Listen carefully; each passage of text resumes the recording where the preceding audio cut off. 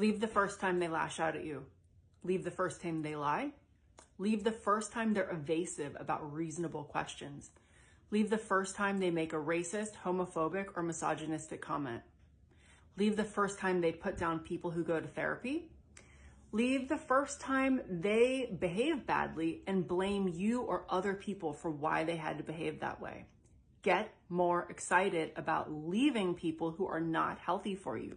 People tend to behave their best at the beginning and things only get worse from there. So it's what happens in the beginning is a preview of what's coming. A little bit of evasiveness, a little bit of lying, a little bit of blaming people and refusing to take responsibility at the beginning is like an avalanche later that's going to turn into a just dump truck of dysfunction later on. And you can avoid that. The issue is that we tend to pick people where we can reenact the dysfunctional dynamics of our families to try to get it better this time.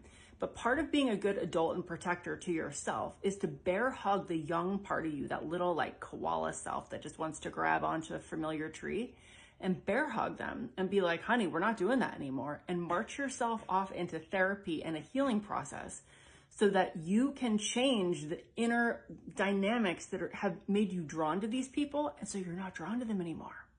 But in the meantime, you got to learn how to throw the fish back in the river.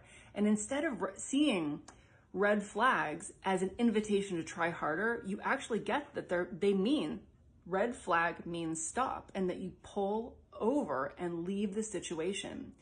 Now, all of us are taught to try harder. But if you have to ask someone for honesty, it already isn't going to be honest, because people who are honest operate from that level of forthrightness all the time. You don't have to ask them for it. If you have to ask someone for maturity, you're saying, I don't like the level of maturity you're at, but we're all just at whatever level of awareness we have. So what you're saying is that I see who you are and I don't like it and I wish you'd try to change. And that's going right back to childhood. Your adult self is going to see things for what they are and be like, is this healthy for me or not? And I'm telling you, it is healthy as fuck to have some deal breakers. Women are taught not to. We're taught to give a million chances and turn the other cheek and see the best in people. And that's how you stay trapped in shitty relationships that will suck the life out of you. Trust me, I know it. So get some deal breakers from your adult self. Now, your child little koala self, she's not going to want to listen to any of that. She's going to have a big tantrum. But part of being an adult is making adult choices, recognizing the red flags and walking away when they're not healthy for you. Get some deal breakers. Get excited about throwing unworthy fish back in the river.